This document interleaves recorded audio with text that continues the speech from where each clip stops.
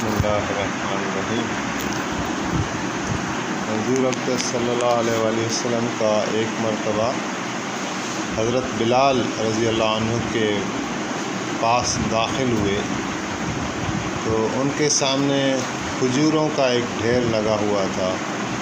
حضور صلی اللہ علیہ وآلہ وسلم نے دریافت فرمایا کہ بلال یہ کیا ہے؟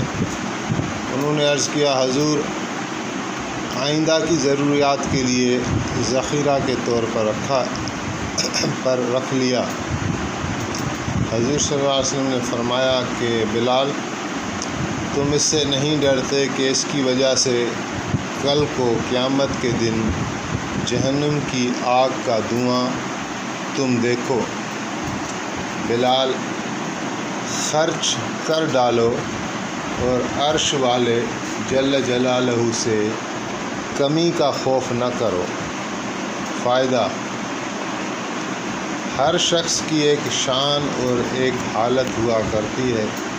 ہم جیسے کمزور، ضعفاء، ضعیف الایمان، ضعیف الیقین لوگوں کے لیے شرعاً اس کی گنجائش ہو بھی کہ وہ ذخیرہ کے طور پر آئندہ کی ضروریات کے لیے کچھ رکھ لیں، لیکن حضرت بلال رضی اللہ عنہ جیسے جلیل القدر، کامل الایمان، کامل الیقین کی یہی شان تھی کہ ان کو اللہ جل شانہ سے کمی کا ذرا بھی خوف یا واہمہ نہ ہو۔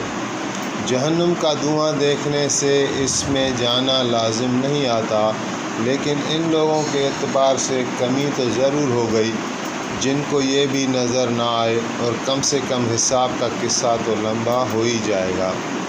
بعض احادیث میں معمولی رقم 1-2 دینار کسی شخص کے پاس نکلنے پر بھی حضور صلی اللہ علیہ وآلہ وسلم کی طرف سے جہنم کی آگ کی وعید وارد ہوئی ہے، جیسا کہ چھٹی فصل کی احادیث کے سلسلے نمبر 2 کے ذیل میں آ رہا ہے۔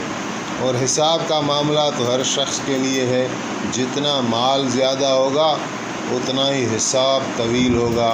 حضور صلی اللہ علیہ وآلہ وسلم کا پاک ارشاد ہے کہ میں جنت کے دروازے پر کھڑا ہوا، میں نے دیکھا کہ اس میں کثرت سے داخل ہونے والے فقراء ہیں۔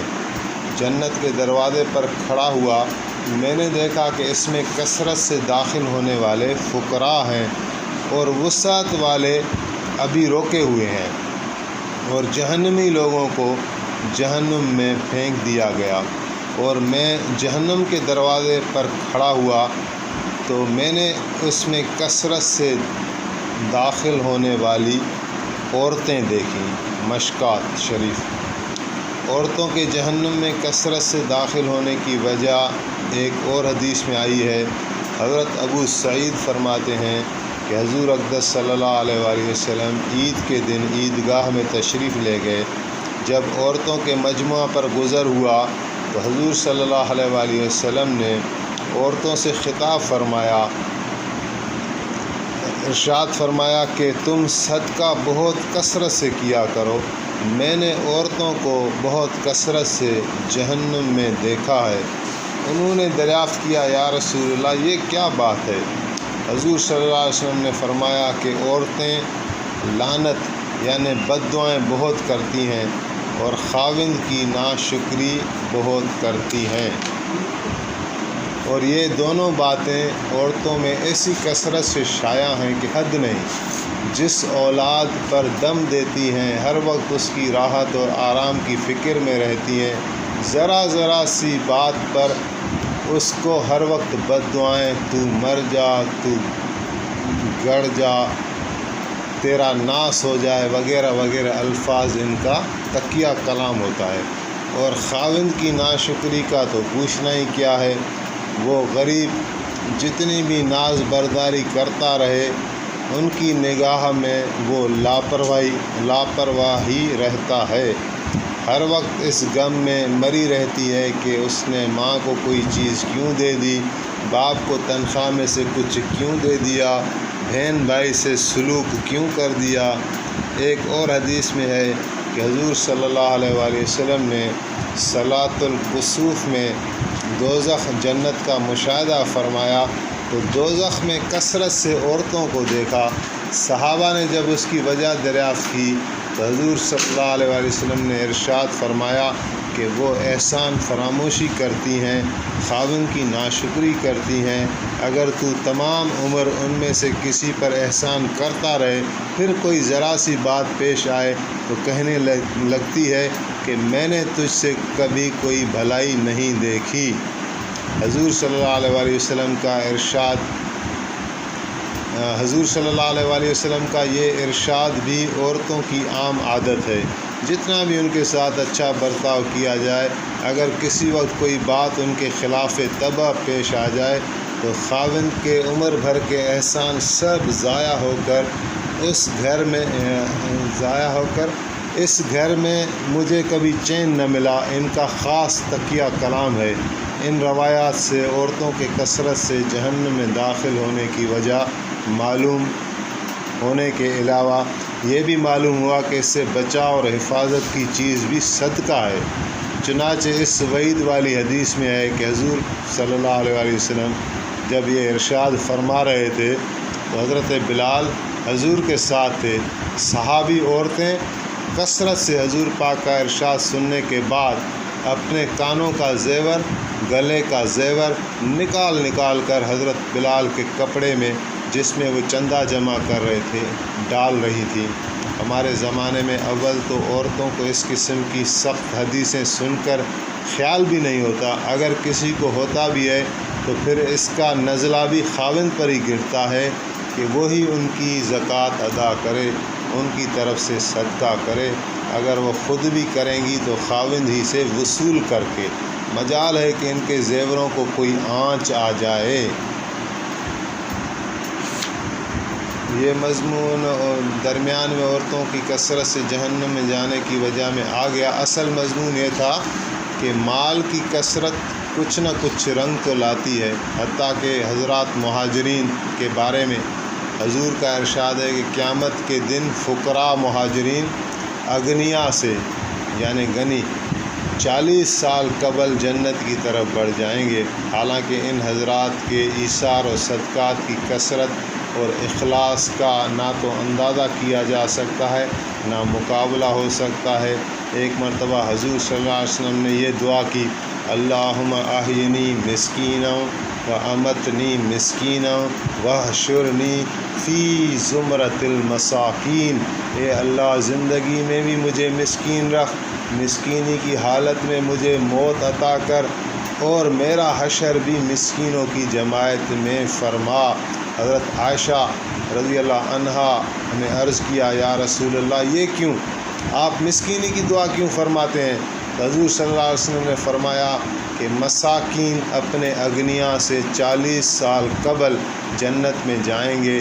عائشہ، مسکین کو نامراد واپس نہ کرو، چاہے کھجور کا ایک ٹکڑا ہی کیوں نہ ہو۔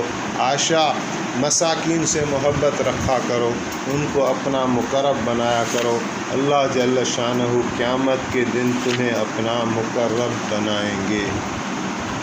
بعض علماء کو اس حدیث پر اشکال ہو گیا کہ اس سے عام فقراء کا انبیاء سے مقدم ہونا لازم آتا ہے۔ بندہ کے ناقص خیال میں یہ اشکال نہیں، اس حدیث پاک میں اپنے اغنیاء کا لفظ موجود ہے۔ ہر جماعت کے فقراء کا اس جماعت کے اغنیاء سے مقابلہ ہے، انبیاء کا انبیاء سے اور صحابہ کا صحابہ سے، اور اسی طرح اور جماعتیں۔ احادیث میں خبر یا پیدی دنیا کے اندر تو مانو کے صحت پسند آ، بیماری کنکھیں پسند نہ آئے، مال پسند آ، غربت کنکھیں پسند نہ آئے، طاقت پسند آ، کمزوری کنکھیں پسند نہ آئے، پر آخرت کے اعتبار کا जेके घटि हालतूं आहिनि जीअं बीमारी आहे रहमत आहे चवंदा अलाह से असांखे महफ़ूज़ रखे इम्तिहान बि आहे इहे शयूं घुरणु न घुरिजनि पर जेकॾहिं मिसकिनी आहे ग़रीबी आहे बीमारी आहे नादारी आहे परेशानी आहे त बज़ाहिर त इहे माना सफ़रिंग्स आहिनि इन ते अल्लाह ताला जी रहमत ईंदी आहे अल्लाह ताला फरमायो आहे त अना इंद मुनकसरतुल क़ुलूब। अगरि को मूंखे माण्हू ॻोल्हणु चाहे थो, अल्लाह ताला फरमाए थो त मां किथे मिलंदुमि, मां तव्हांखे मिलंदुमि अना इंद मुनकसरतुल क़ुलूब। मां उन्हनि जे वटि तव्हांखे मिलंदुमि जिन जूं दिलियूं टुटी पई हूंदियूं आहिनि, यानी जेके ख़स्ता हाल में आहिनि, दिलियूं टुटी पयूं, माना मायूसी, परेशानी, बीमारी घेरे वरितो आहे, ग़रीबी घेरे वरितो आहे, लाचारी घेरे वरितो आहे, त उन ते अल्लाह ताला जी रहमत दौड़ंदी आहे। नबी करीम सल्लल्लाहु अलैहि वसल्लम जी रहमत मुतवजह थींदी आहे। त बज़ाहिर इहे ॻाल्हियूं ॾुखियूं लॻंदियूं। ऐं पुराणो जेको इहा हदीस पढ़ी वई त हज़रत बिलाल खे साईं फरमाए त इहो ज़ख़ीरो करे न रख, ख़र्च कर, अल्लाह साईं ॾींदो। पर ही जेके सहाबा जा हालात आहिनि या नबी अलैहिस्सलाम जा हालात आहिनि, इहे वरी किताब इन में ई न लिखियो त इहे आम असां मुस्लमाननि लाइ न आहिनि, असां में एतिरी ताक़त न आहे। पर उहो सहाबा जो शान हो, नबी अलैहिस्सलाम जो अहिड़ो शान आहे त उहे साईं जन न रखणु पसंदि न कंदा। अॻे बि हदीस में हिकिड़ी गुज़री त रुॻो ई साईं जन खे 2 दरहम रहिजी विया जेके सदको करणु पिया चाहिनि, त उहे पर को माण्हू न मिलियो, घर में रहिजी विया त पाण करीमनि खे जेको आहे बेआरामी रही ऐं तबियत बोझल रही। त हू जॾहिं ख़र्च करे वेंदा तॾहिं ख़ुशि थींदा। अल्लाह जे रस्ते में बहरहाल ख़र्च कजे। ऐं ॿी हदीस में इहो बि आयो त जहन्नम ऐं जन्नत में माण्हू कसरत सां दाख़िल थींदा। जन्नत में बि जमायतुनि जी जमायतूं, टोलनि जा टोला, बेशुमार इंसान। जन्नत जा 8 तबक़ा आहिनि, जहन्नम जा 7 तबक़ा आहिनि। त जहन्नम में बि केतिरा इंसान वेंदा, जन्नत में बि वेंदा। भई अॼु एमाल जेके कयूं न असां, एमाल इहे वॾा क़ीमती आहिनि। इहे जेको फ़ज़ाइल सदक़ात आहे या फ़ज़ाइल एमाल आहे, हिन में न बुज़ुर्गी ॻाल्हियूं जमा कयूं आहिनि त अमल जी क़ीमत छा आहे, नमाज़ जी, रोज़े जी, सदक़े जी, अल्लाह साईं छा थो ॾिए। पोइ हुन जा फ़ज़ाइल लिखिया आहिनि, क़ुरान मां हदीस मां जमा कया आहिनि। त इहे वॾियूं शयूं कम जूं आहिनि। नबी करीम सल्लल्लाहु अलैहि वसल्लम खां पंहिंजी घरवारी पुछो न, बीबी उम्मे सलमा रज़ी अल्लाह अन्हा, या रसूल अल्लाह, जन्नत में जेका जन्नत जी हूर आहे उनजो रुतबो ज़्यादा हूंदो या जेका जन्नत में औरत अची वेंदी उनजो रुतबो ज़्यादा हूंदो? त नबी अलैहिस्सलाम जन फरमायो त औरत जेका जन्नती औरत आहे उनजो रुतबो ज़्यादा हूंदो। उहा उनखां 70 मरतबा या 70,000 मरतबा फरमायूं त उनखां वधीक ख़ूबसूरत बि हूंदी। उनजो मुकालमो बि थींदो थी। उहो जॾहिं हूरनि जे साम्हूं अची वेंदियूं, आम औरत जेका जन्नत में पहुचंदी, हूर उहा उन ते हमिलो करे ॾींदी, उन्हनि खे चवंदी त तव्हां हिते जन्नत में त अची वियो, तव्हां औरतूं आहियो, पर तव्हां असांजो कीअं मुक़ाबिलो कंदव? छो जो तव्हांखे अलाह साईं ठाहियो मिटी मां, गंदे पाणी मां, ऐं असांखे अलाह साईं छा मां ठाहियो आहे? मुश्क मां, ज़ोफ़रान मां, काफ़ूर मां। ऐं जीअं तव्हां जेको आहे न कुराड़ी थी वियो दुनिया में, तव्हांजा ॾंद हलिया विया, तव्हांजी ख़ूबसूरती हली वई।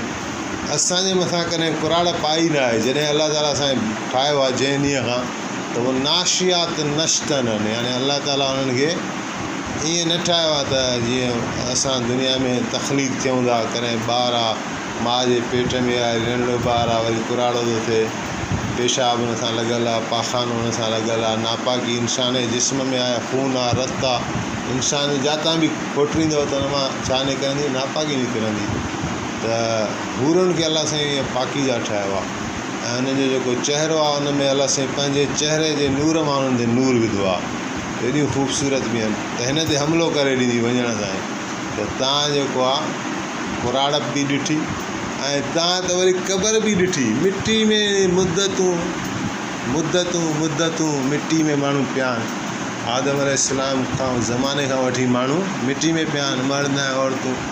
त उहे चवंदियूं तव्हां मिटी में एतिरो ज़मानो रही आहियो, असां त मिटी ॾिठीसीं न, असां कुराड़प में ॾिठीसीं।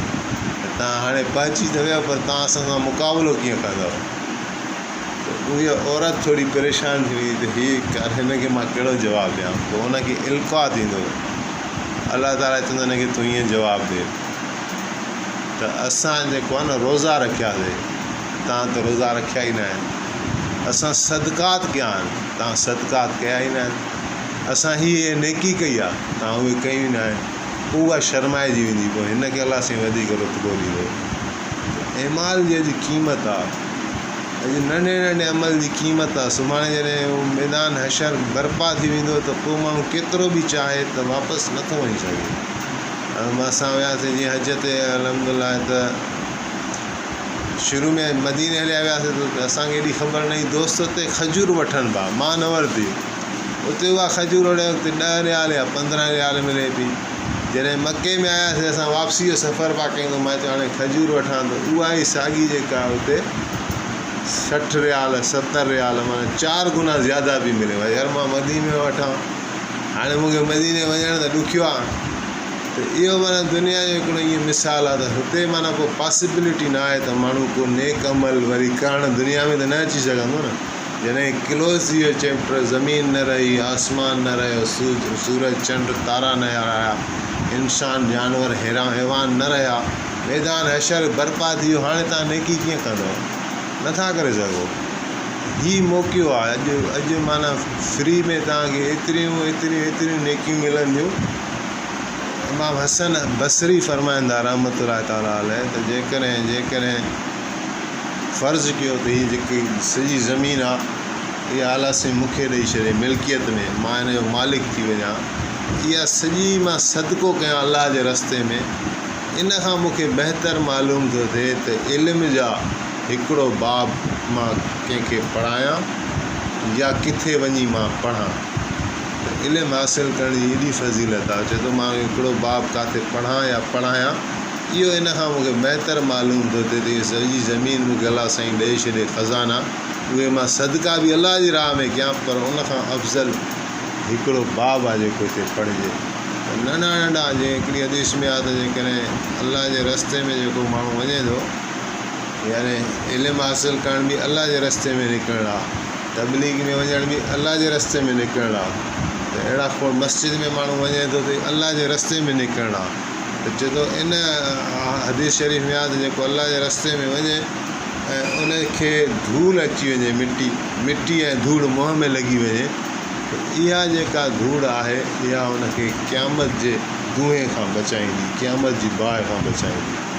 हाणे जेकॾहिं सुभाणे क़यामत जो मैदान बर्पा थी वियो, उहा धूड़ काॾां आणींदो? अॼु त असांखे उहा धूड़ सुठी न लॻंदी। मिसाल मस्जिद में ई वञूं या अलाह जे रस्ते में ई वञूं, किथे मिटी ईंदी त मुंहुं असां हेॾे होॾे कंदासीं त इहा न लॻे। पर उन ॾींहुं एतिरी हाजत हूंदी त माण्हू चवंदो आहे मिटी हुजे जेकर त मां मूंखे जहन्नम जी बाहि खां बचाए। नंढा नंढा अमाल शौक़ु कयूं। अलाह साईं असांखे ठाहियो आहे आज़माइश जी ख़ातिर, थोरे अरसे जे लाइ वरी मोटी वेंदासीं। हर कोई हिते थोरे अरसे लाइ आयो आहे। कहिड़े वक़्तु बि अलाह साईं रूह वापसि घुरंदो। आदम सिंधी में चवंदा न, आदम जो मतिलबु ई आहे आदम ॾे हाणे वापसि घुरो। जेको दम ॾिनो मैं उहो हिकिड़ो लम्हो आहे। इहो ईअं सम्झो जीअं चिराग आहे, ॾीओ उहो ॿरे थो ऐं उहो पियो बि हवा ते आहे, उहो कहिड़े लम्हे बि बंदि थी वेंदो, हिकिड़े झोंके ते बंदि थी वेंदो। त इन खां अॻु में जो अलाह ताला ॾे असां हलूं त असां तयारी सां हलूं। ऐं जेको अॻु में माण्हू ज़िंदगी गुज़ारी आहे उन ते माफ़ी घुरे, आईंदा ज़िंदगी पंहिंजी सिधी करे हलाए। ख़ासि तौरु निमाज़ जी पाबंदी, 5 वक़्तु निमाज़ जमायत सां पढ़ो, इहो तमामु ख़ज़ानो आहे। उहो नथो पढ़े त वरी ॾोह आहे। अच्छा, पंहिंजा फ़र्ज़ पूरा कयो ऐं उनखां पोइ ॿियो नंबर छा आहे त गुनाह खां बचणु ज़रूरी आहे। ॿियूं तव्हां भले ज़्यादा नेकियूं न कयो। हिकिड़ो माण्हू जेकॾहिं केतिरी बि तस्बीह पढ़े, केतिरा बि नफ़िल पढ़े थो त उहे ठीकु आहे, उन में सवाबु आहे, पर उन्हनि खां वधीक ज़रूरी आहे पंहिंजो असां गुनाह खे बचायूं। गुनाह ते जेको आहे अलाह जो गिरफ़्त अची सघे थी, अज़ाब अची सघे थो। उनजी मश्क कयूं, पंहिंजी ज़ुबान जी हिफ़ाज़त करणी आहे, अखियुनि जी हिफ़ाज़त करणी आहे। जेको खाधो खुराक खाऊं था उहो ॾिसी वाइसी खाऊं, हलाल रिज़िक़ खाऊं। कननि जी हिफ़ाज़त करणी आहे, ये म्यूज़िक डांस गाना इन्हनि ते पकड़ आहे। इहे जेको आहे न शर्मगाह जी हिफ़ाज़त आहे, ॿिन्ही हथनि जी हिफ़ाज़त आहे, पंहिंजे पेरनि जी हिफ़ाज़त आहे। अल्लाह ताला खां घुरो त असांखे तक़वा ॾे, पंहिंजो तालुक़ ॾे। अल्लाह ताला सां ॻाल्हाईंदा रहो। अगरि नमाज़ न बि पढ़ो था जेसि ताईं पढ़ो, हिकु ॿ वक़्त 3 वक़्त, त विच में अल्लाह ताला सां कलाम कंदा रहो, दुआऊं करंदा रहो, पंहिंजे लाइ, पंहिंजे घर वारनि लाइ, पंहिंजे वालिदैन लाइ, पंहिंजे दोस्त अहबाब, सारी उम्मत लाइ। दुआ घुरण जी एतिरी फज़ीलत आहे, जेको माण्हू ॿियनि लाइ दुआ घुरंदो आहे न त फ़रिश्ता चवंदा आहिनि अलाह साईं तोखे बि इहो ॾे। त ॿियनि जे लाइ दुआ घुरण जी आदत ठाहियो, सभिनी लाइ दुआ कयो त अलाह साईं कामयाबी ॾे। इन सां तव्हांजी दिलि बि साफ़ु थींदी, कंहिंजो हसद न रहंदो। दुआ कयो अलाह ताला अमल जी तौफ़ीक़